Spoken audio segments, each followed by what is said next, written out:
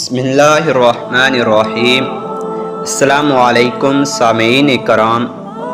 حضرت موسیٰ علیہ السلام نے ان کو تسلی دی اور فرمایا خوف نہ کرو، خدا کا وعدہ سچا ہے، وہ تم کو نجات دے گا اور تم ہی کامیاب ہوں گے۔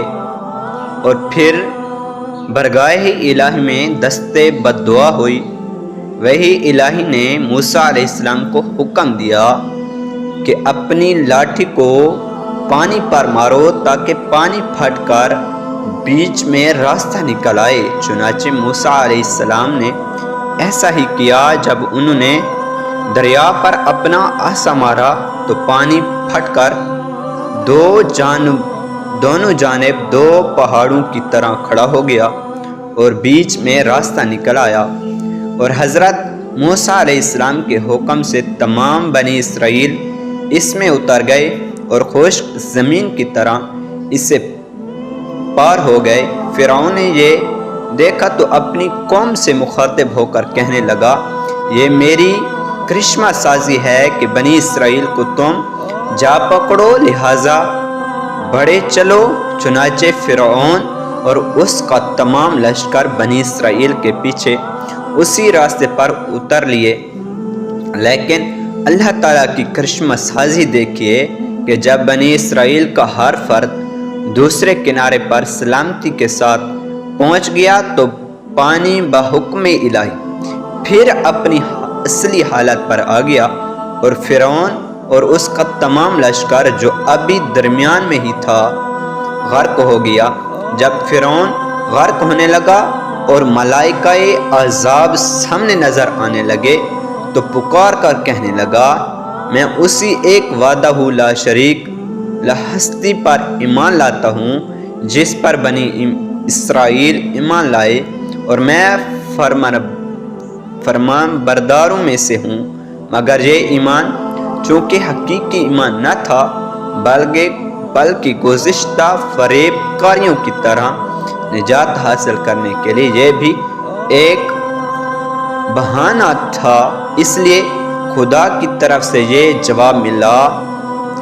اب یہ کہہ رہا ہے، حالانکہ اس سے پہلے جو اقرار کا وقت تھا اس میں انکار اور خلاف ہی کرتا رہا، اور در حقیقت تو مفسدوں میں سے تھا، یعنی خدا کو خوب معلوم ہے کہ تو مسلمین میں سے نہیں بلکہ مفسدین میں سے ہے۔ در حقیقت فرعون کی یہ پکار ایسی پکار تھی جو ایمان لانے اور یقین حاصل کرنے کے لیے نہیں بلکہ عذاب الہی کا مشاہدہ کرنے کے بعد اضطرابی طور اور بے اختیاری کی حالت میں نکلتی ہے، اور مشاہدہ عذاب کے وقت اس کی یہ صدا ایمان و یقین حضرت موسیٰ علیہ السلام کی اس دعا کا نتیجہ تھی جس کا ذکر گزشتہ صفات میں پڑھ چکے ہیں۔ فَلَا يُؤْمِنُوا حَتَّى يَرَوُا الْعَذَابَ الْأَلِيمَ قَالَ قَدْ أَجِيبَتْ دَعْوَتُكُمَا، بس یہ اس وقت تک ایمان نہ لائیں جب تک اپنی ہلاکت اور عذاب کو آنکھوں سے نہ دیکھ لیں۔ اللہ تعالیٰ نے کہا، بلا شبہ تم دونوں کی دعا قبول کر لی گئی۔ اس موقع پر فرعون کی پکار پر بارگاہ الہی کی جانب سے یہ بھی جواب دیا گیا، نجیبک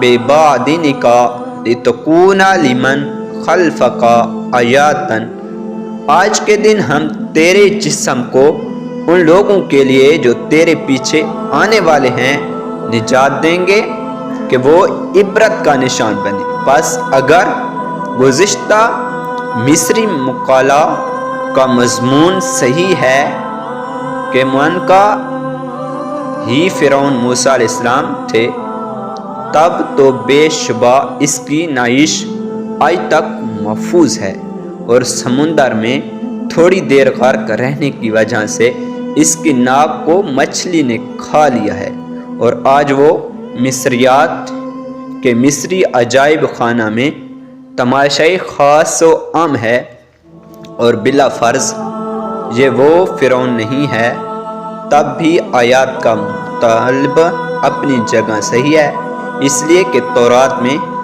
تصریح ہے کہ بنی اسرائیل نے اپنی آنکھوں سے غرق شدہ مصریوں کی لاشوں کو کنارے پر پڑے ہوئے دیکھا تھا، اور اسرائیلیوں نے مصریوں کو سمندر کے کنارے مرے ہوئے پڑا دیکھا۔